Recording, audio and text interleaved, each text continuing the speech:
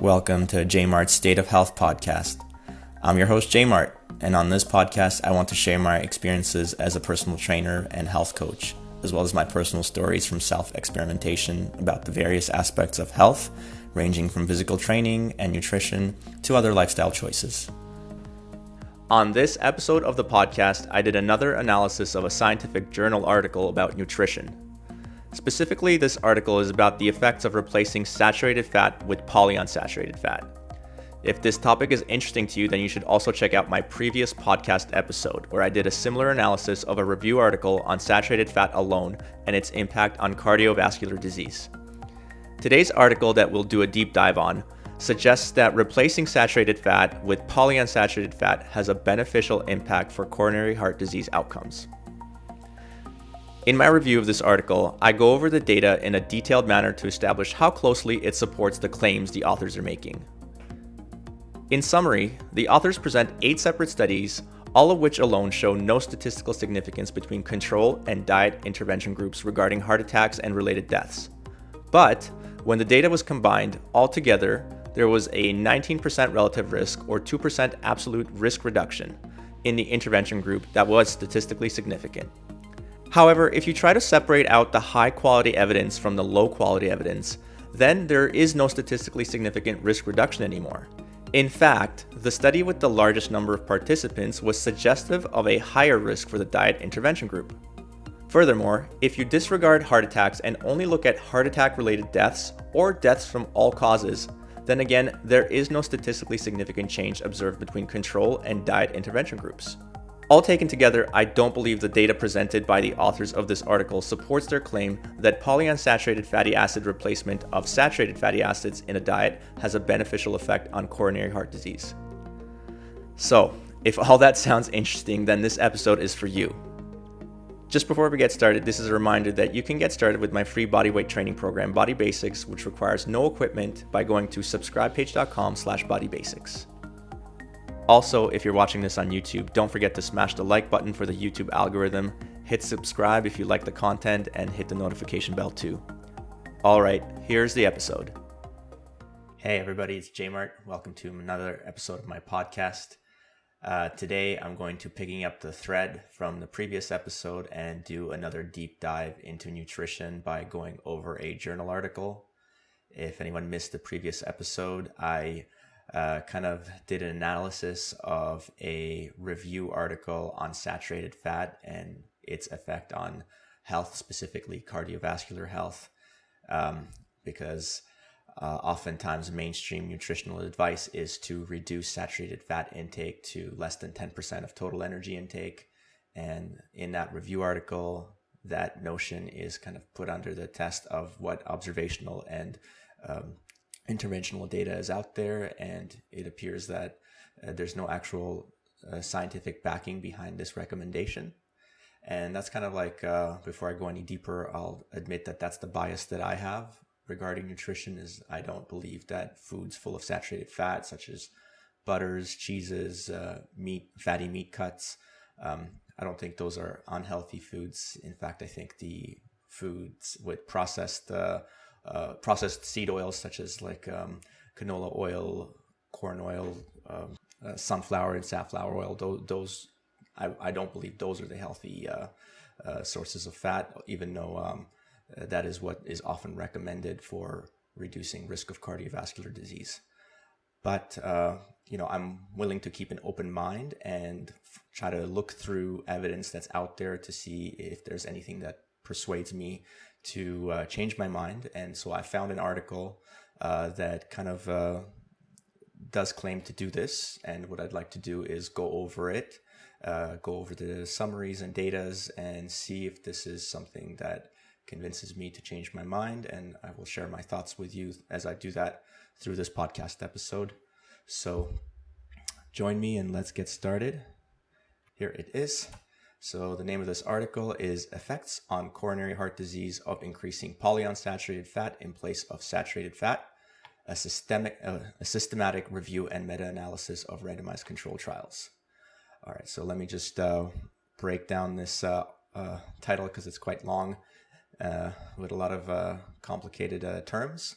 So coronary heart disease, of course, that's a very prevalent disease here in the Western world. That is when we get plaque buildup in arteries, and over extended periods of time, if the plaque continues to build up, this can lead to a heart attack, and of course, heart attack related death, and in some cases a stroke as well. So this is very important to study this disease and find ways of ameliorating the effects of it.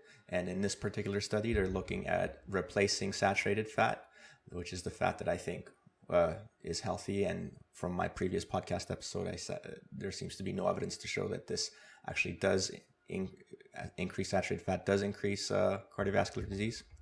But in this case, they want to replace saturated fat with polyunsaturated fat. And so just to break down fat a little bit more to get a deeper understanding of what we're talking about, when we think of fat, that's one of the main, I guess, macronutrients that make up people's diets, right? Most people understand that if we break up our food into the three main macronutrients, we have proteins, carbohydrates, and fat.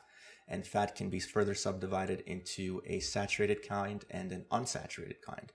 So what saturated means is, if you think of the fatty acid chemical structure, there are carbons that are connected to one another, and some carbons are connected with a single bond and some are connected with a double bond.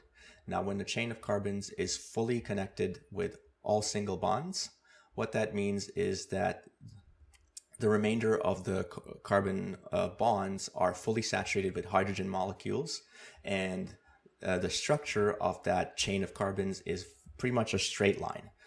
Okay, and then when you have an unsaturation, it means there is a carbon-carbon double bond. Now it can be just a single carbon-carbon double bond, which makes it a monounsaturated fatty acid, or there can be multiple, more than one, making it a polyunsaturated fatty acid. And again, this has an effect on the structure of the chemical fatty acid, in that wherever there's a double bond, it's no longer a straight chain of carbons. Now there's a kink or a twist introduced at that point of the carbon double bond, which changes, like I said, the shape. And from our perspective, the main difference that we see between a saturated and unsaturated fat is at room temperature, they have different states. So the saturated fat is solid state. Think of butter at room temperature, it's solid. And then polyunsaturated fats, seed oil such as canola oil or corn oil, at room temperature, they're liquid. And so in this case, like I said, again, they're studying the effects on the coronary heart disease by replacing the saturated fat, which is solid at room temperature, with polyunsaturated fat, which is liquid at room temperature. And systematic review just simply means they went through all the data that is publicly available that looks at this issue of replacing one type of fat with another. And they did a meta-analysis where they combined some of the results from the different trials to see if there's some sort of grand effect that they can notice by doing so. All right, so I just did a quick search of the name of the main author here, this man Martin Catan, to see if there's anything striking about him that we should know before jumping into the article. So I did a Google search on him, and it turns out he has a Wikipedia page. And he is a Dutch professor of nutrition from the University of Amsterdam. He's written 2 popular science books. Nothing surprising or striking. So moving on to the article, let's go with it together. Let's do a quick summary of the whole thing first, and then we'll dive deeper into like the specific results. But it's good to have a quick summary so that we have an overall grand idea of what we're gonna read through later on. So in the background here, the authors start by saying that coronary heart disease is the leading cause of death among adults in developed countries. And they say the key risk factors for coronary heart disease are smoking, physical inactivity, and poor diet. And I really like that they included this part here in the background, stating that there's more than one way to deal with coronary heart disease and manage it. And in fact, I think what this makes me think is, even if we intervene with a good diet for people who might be at risk of coronary heart disease, there's still other lifestyle factors that need to be addressed as well in order to actually see a real result in someone's health, a good outcome, that is. Anyway, so moving on, they address the question of why was this study done? Well, so they say because of the connection between eating saturated fat and high blood LDL cholesterol levels. So we know from intervention studies, there's empirical data that shows when we increase saturated fat consumption, blood LDL cholesterol levels do rise. And then, so that's interventional data that demonstrates that connection. But there's also observational data that shows that high LDL cholesterol levels in the blood are associated with higher cardiovascular disease risk. So because of this association of high LDL with high risk, then reduced saturated fat consumption is recommended as a way to avoid coronary heart disease. However, though, the authors go on to say that the evidence from individual randomized controlled trials that have studied coronary heart disease events, such as heart attacks and related deaths, have been mixed and could not support this recommendation. All right, so even though there's some sort of like theoretical data that does support reducing saturated fat, this has actually never been shown empirically through an intervention. But the authors go on to say, they talk about polyunsaturated fatty acids now. I'm just going to call polyunsaturated fatty acids PUFAs because that's the acronym they use. Because of their beneficial effects on blood LDL cholesterol and HDL cholesterol levels, PUFA could be one important replacement for saturated fatty acids, but increasingly some experts argue that eating PUFA could actually increase coronary heart disease risk. Consequently, some guidelines recommend that PUFA consumption should be limited or even reduced. So again, there is data to show that when we look at LDL and HDL, so LDL is known as the good cholesterol and HDL is the bad cholesterol. I'm doing quotation marks around good and bad for those only listening. This is an old way of looking at cholesterol, and there is much sophisticated ways of looking at it now, and it's just an old lens, and we can't really think of it that way. But regardless, PUFAs or polyunsaturated fatty acids are known to lower LDL levels and increase HDL levels.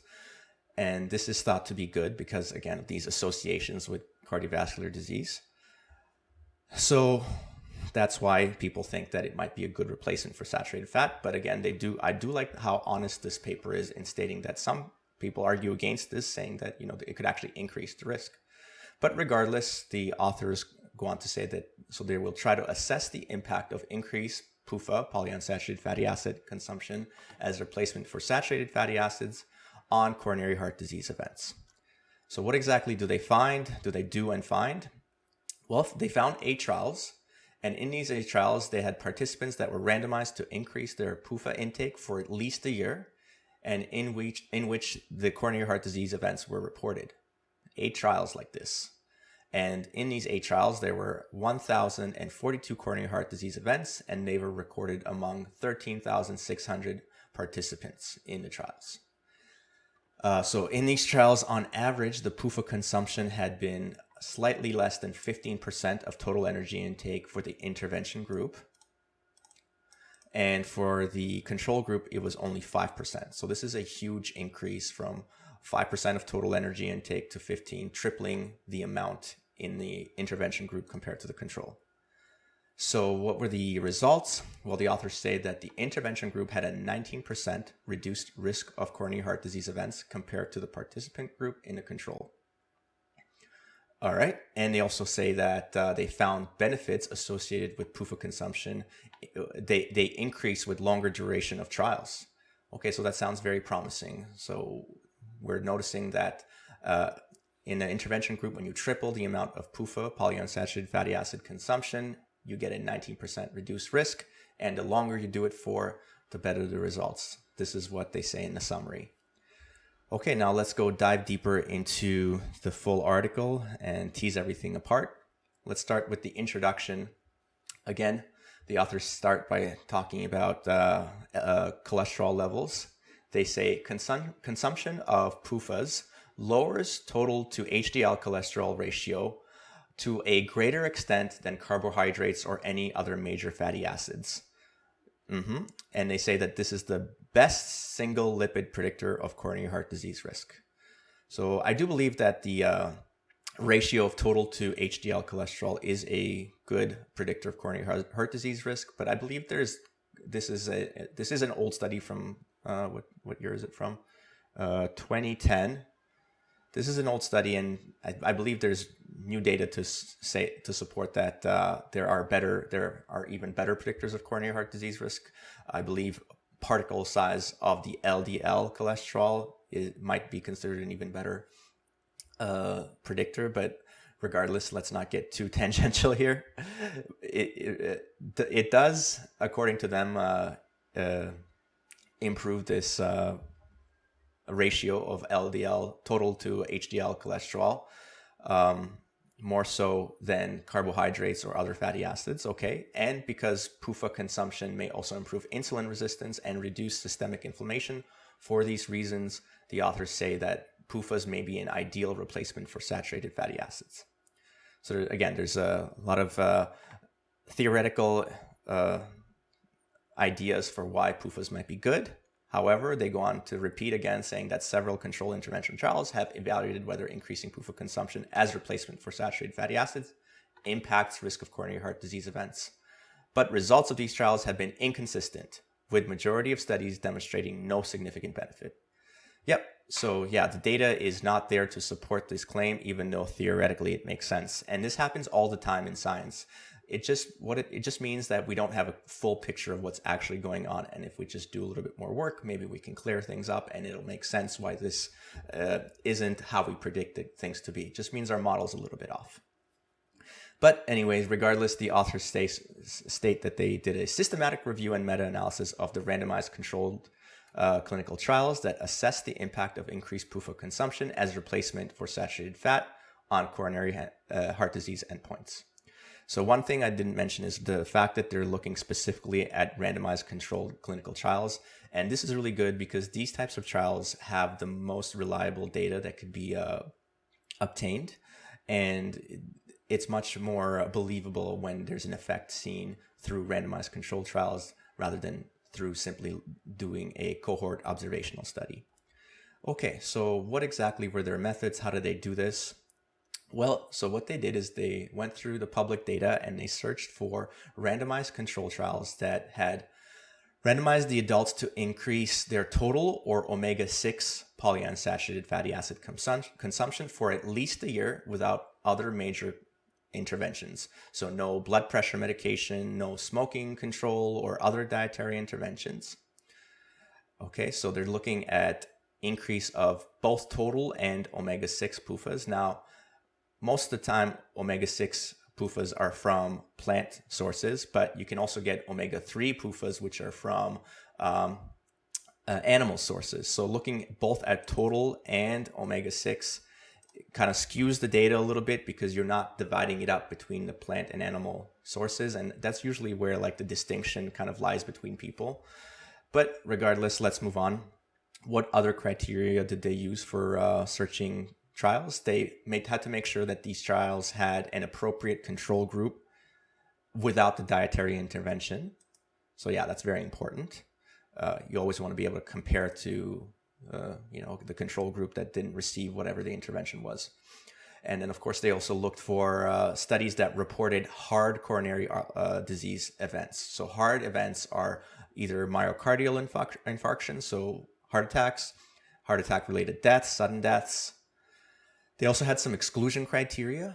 They excluded studies if they were observational or non-randomized. Okay, like I said, the difference between interventional and observational is interventional has a higher impact and more reliable data. So when it was in observational, they just excluded that, which is really good. And they tried to not include non-randomized trials because there's too much biasing that way when data is not randomized. They also excluded studies that tested mainly the omega-3 PUFA intervention. So this is good.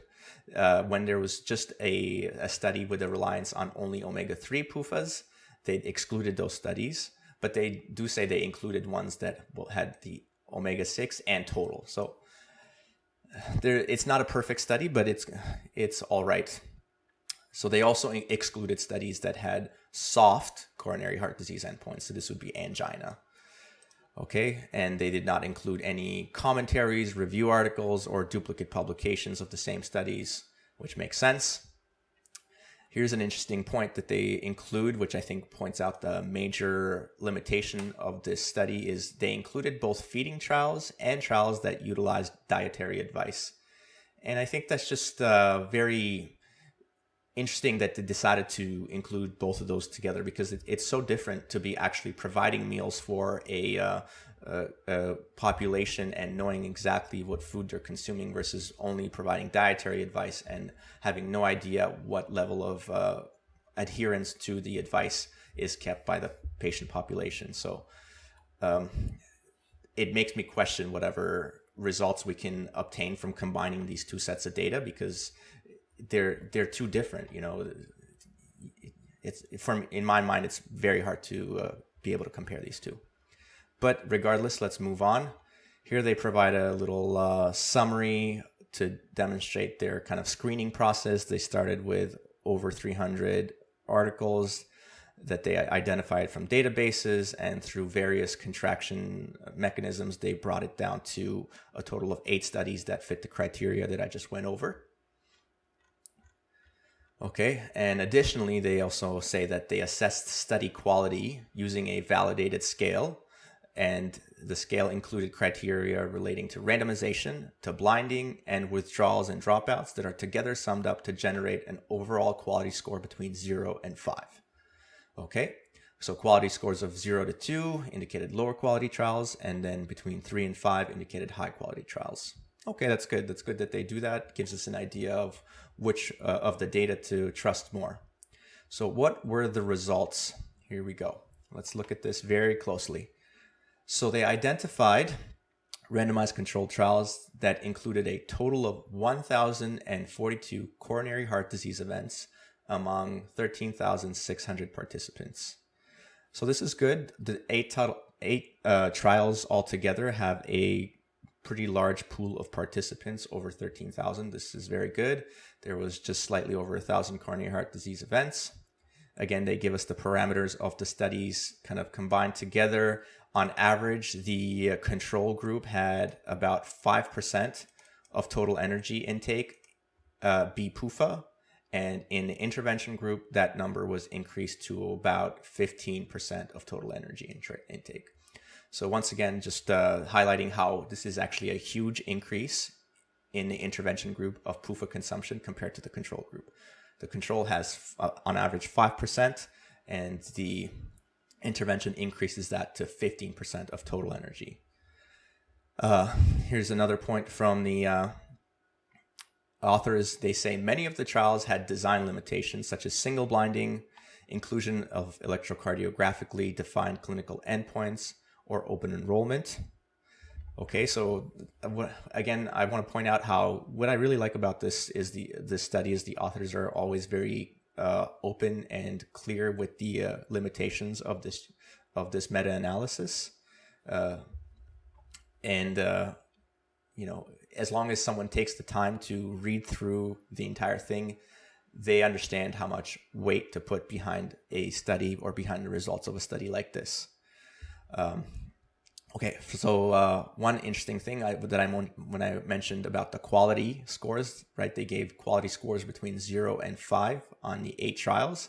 Surprisingly, all trials had quality scores of either 2 or 3, right? So 2 was the lower quality, 3 belonged in the higher quality, although at the lower echelon. So they didn't really have any data that would be considered really high quality, such as a 4 or 5.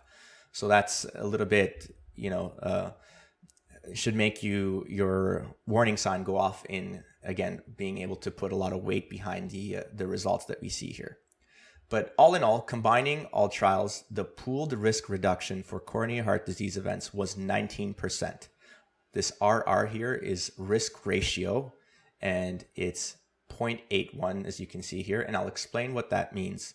Basically, the 19% risk reduction is actually a relative risk reduction. It's not an absolute risk reduction. So let me just explain what the difference between an absolute risk reduction and a relative risk reduction is, and that way you'll understand what this actually means. So imagine and I'm going to just make this up, but let's imagine the risk of coronary heart disease in the control group was 50%. It's not that high, it was much lower, but let's say it was 50% in the control group. Now, if we were to think that this was in 19% absolute risk reduction, then we would simply subtract 19 from 50 to get to 31%. So we would say, okay, the intervention group is 31% risk and the control group is 50% risk. But this was not an absolute 19% risk reduction. This was a relative risk reduction, which means that the risk for the intervention group was 81%, 0.81, 81% of the control, which means relatively 19% lower from the control. So in this case, if the control is 50%, relatively 19% lower than that would bring us actually down to 40%, not down to 31. So that's a big difference. Now, what are the absolute numbers that I'm talking about for these studies? Well, they don't actually provide them, and it's hard to calculate it because they don't say how many of the 13,000 participants were in the control and how many were in the intervention group. If I go through each of the 8 trials myself, I would be able to find that data, but the pooled data is not provided here in this. They just say the total is 13,000. But if we look at the total risk between both groups, if we look at the percent that 1,000 out of 13,000 it's approximately around, I think, just below 8%. And if there's a 19% relative risk reduction in the intervention group, most likely that means that the control relative risk or absolute risk would have probably been in the high 8 to almost 9%, whereas the absolute risk for the intervention group would have been probably in the low 7% range. So if you look at the numbers that way, then the control, from the control down to the intervention, would have been a drop from, let's say, guessing or guesstimating from about 8.5% down to 7.5%. So it's a 1 to 2% difference in absolute numbers, but a 19% difference in relative risk numbers. So it's just a framing effect. Of course, 90% sounds a lot nicer than 1 or 2%. So keep that in mind, because oftentimes this is how data is presented. And to be charitable to the authors is probably because mostly academics are reading this data and they're not necessarily writing this for like a regular person who would not know the difference between relative and absolute risk reduction. But it's good to keep that in mind as we go through the study. So one more time, this RR is the risk ratio, which is usually written out as like a number close to 1, either below or above 1. So in this case, it's 0.81, meaning the intervention was 81% as likely as the control group, again, meaning a 19% relative risk reduction. If you look at the numbers like this for all the individual studies, it's nicely presented in this figure here. So here we have the 8 trials on the left here. For each trial, they have the number of events that were counted, and these events are actually myocardial infarctions, so heart attacks, and heart attack related deaths. These are the total numbers of those events, and these are the total numbers of the participants in each study. And all total together, these again sum up to just over 1,000 events for 8 studies and just over 13,600 participants in those 8 studies. On average, again, there was a 5% PUFA consumption, 5% of total energy PUFA consumption in the control, and on average 15 or a 3 times increase in the intervention group. Now, I'm going to try to describe this for people listening, but here we have a kind of a graph where we can see a line that goes straight down the middle pointing to 1. So 1 RR, or relative risk, indicates that the relative risk of the intervention group would have been the same as the control group, meaning there was no benefit or risk. Okay? And if the RR value is less than 1, it means the risk of the intervention group would have been lower than the control group, which would have been beneficial, right? And so here we can see that all these 8 trials have an RR value below 1, all except one actually. There's one study that has an RR value above 1, and surprisingly, this study is actually the study with the largest number of participants. So altogether, all 8 studies combined to 13,600 participants, but one study actually makes up over 9,000 of that total. So it's a huge study, and in this one, the RR value, or the relative risk, is actually above 1, meaning that there's potentially a risk involved in this interventional diet where PUFA consumption is significantly increased. All right, so keep that in mind. And the second thing to look at is actually these lines that represent the confidence intervals. So we're given what the average relative risk number is, right? But we're also given a 95% confidence interval range within which the true value could be lying.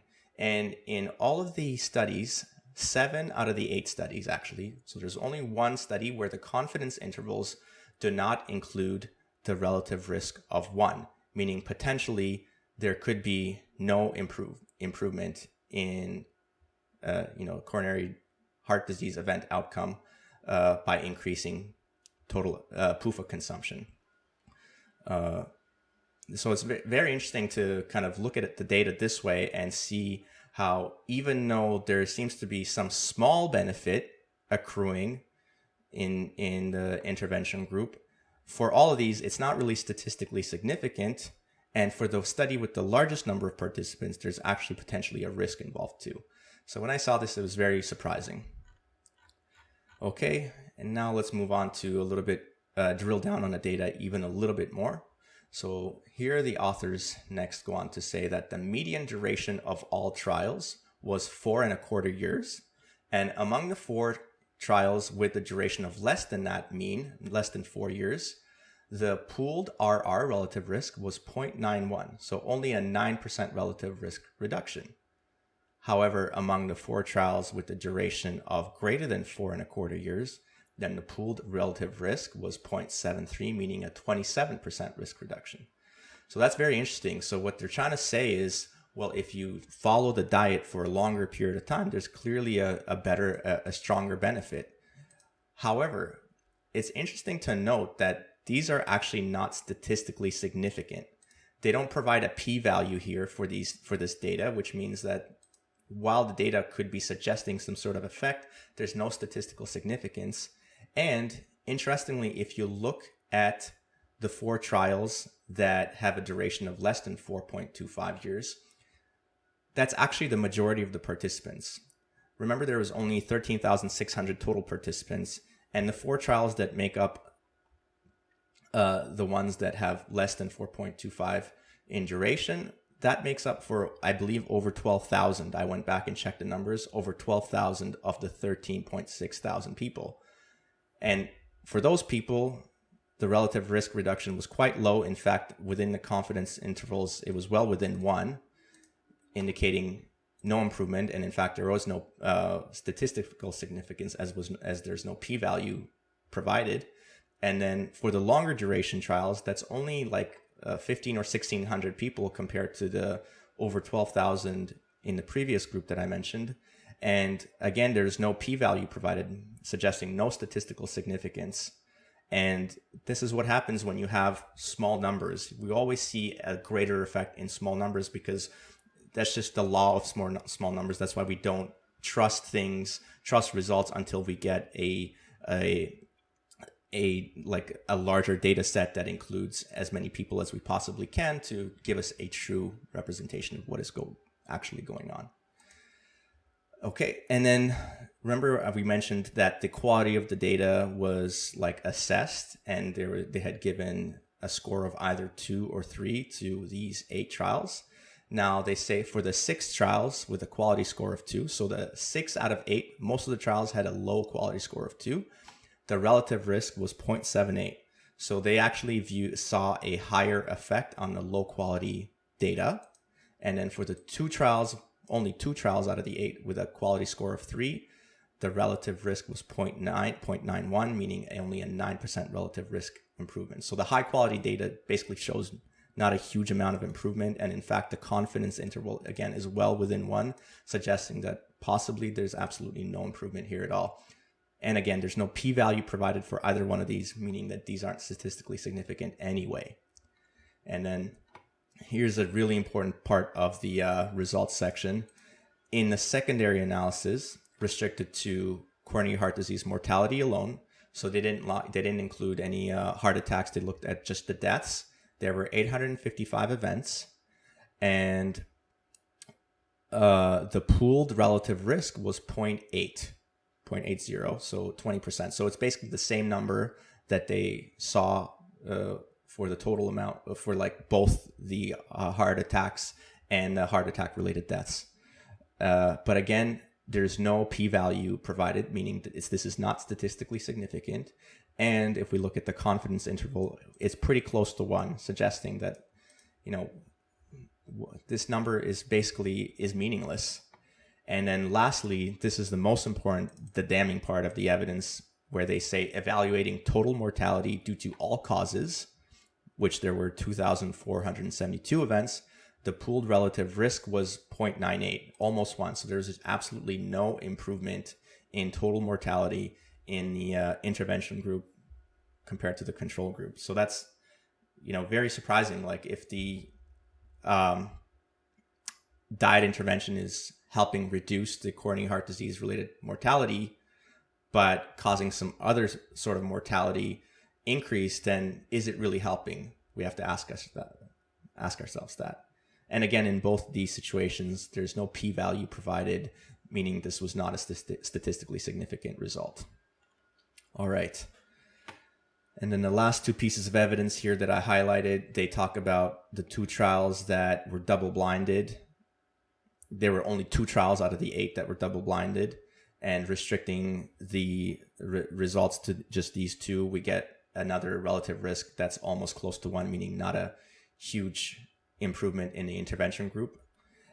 And again, no p-value provided, suggesting no statistical significance. So when you include the data when you restrict the data to be like the higher quality data, we don't see the same effect that we do when we look at everything all together.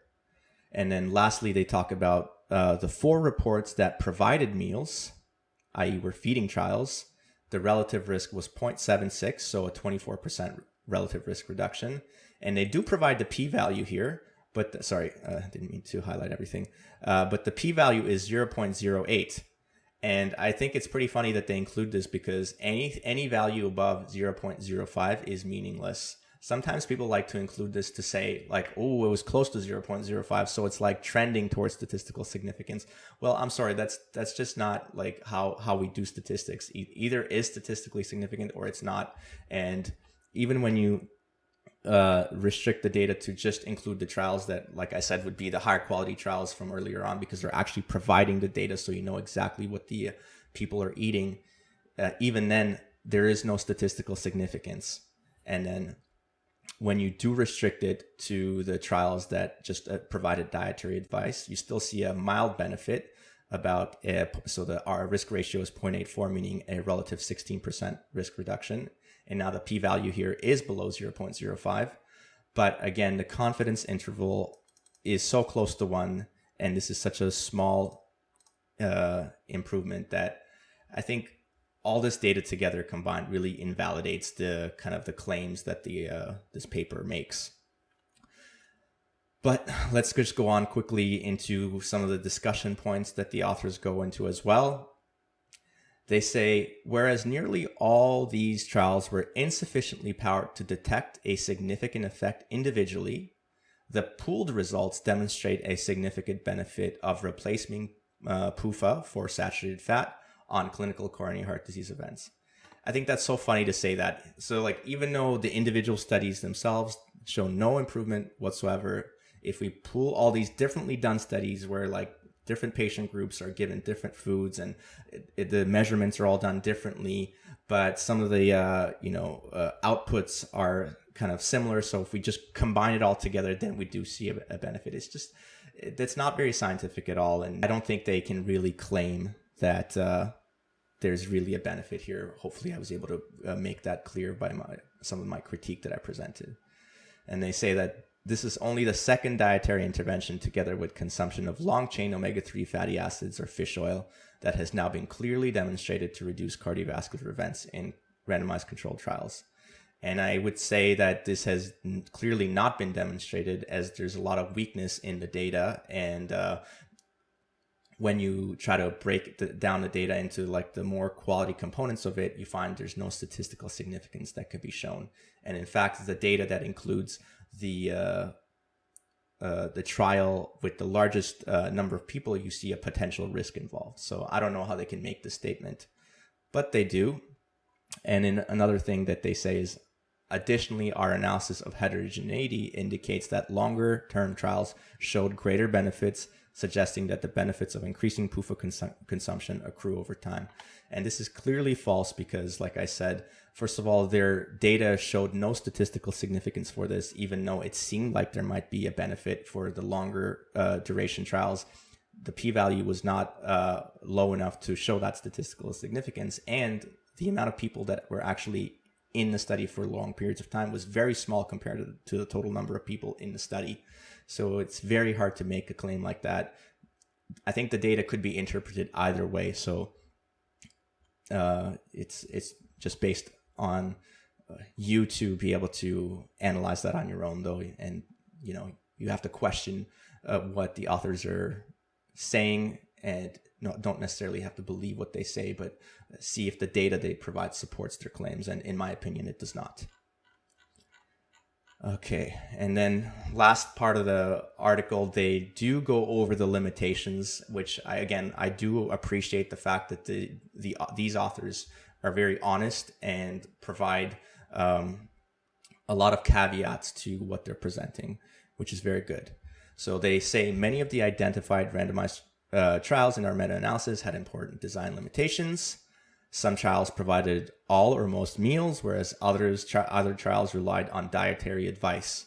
Yeah, absolutely. This is a huge limitation.